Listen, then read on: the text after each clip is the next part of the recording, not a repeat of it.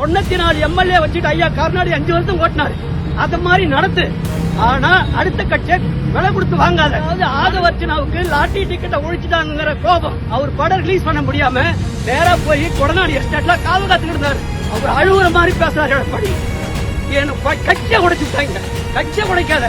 உன்னால முடிஞ்சா 107 எம்எல்ஏ வச்சு நடத்து.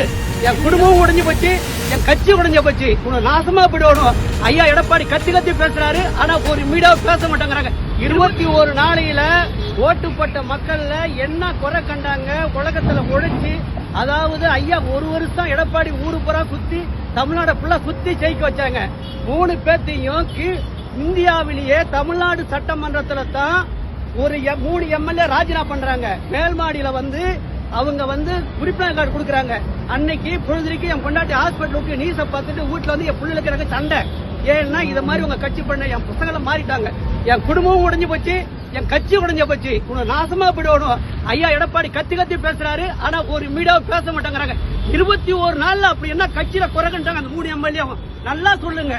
பல பேர் உழைச்சோம், நாங்களா உழைச்சோம். எங்க ஊர்ல பெரம்பலூர் மாவட்டம் குன்னம் தொகுதி சிவசங்கன் ஜெயிச்சுட்டாரு. நான் 1 மாசம் வண்டி ஓட்டா சுத்தி வந்த என் ஊர்ல நான் ஓட்ட அதிகம் வாங்கினேன்.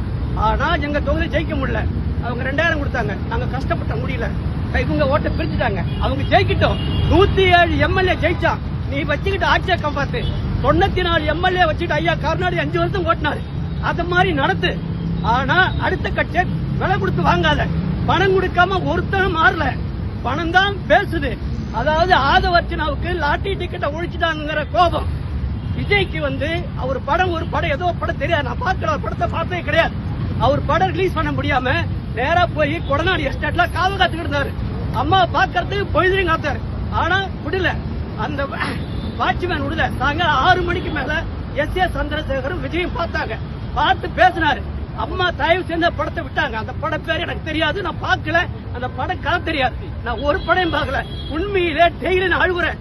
ஒரு நாள் போன வாரம் விஜய்க்கு போகும்போது கார்ல பாட்டுல தண்ணி பாட்டில தூக்கி போலான்னு பார்த்தேன். ஆனா என் ஃப்ரெண்டும் சொன்ன அது மாதிரி செய்யாத, உள்ள பிடிச்சி போட்டுருவாங்க போலீஸ்காரங்கன்னா. ஏன்னா அவர் அழுகுற மாதிரி பேசுறாரு எடப்பாடி. ஏன்னா கட்சியை உடைச்சு விட்டாங்க. கட்சியை உடைக்காத. உன்னால முடிஞ்சா 107 எம்எல்ஏ வச்சு நடத்து. இல்லையா போ, எங்கேயாவது போ. ஆனா அடுத்த கம்மி ஒருத்தன் கூட இன்னைக்கு திரும்ப அவனை சொல்றாரு, என் கட்சியில காசு இல்ல, நாங்க எங்க சோபா வாங்கினாங்கிறாரு.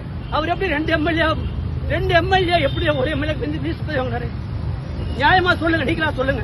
சோபாவில பணம் வைக்கிறது எனக்கு தெரியும். நான் மார்வாடி விட்ட சவாரி ஏத்துறேன்.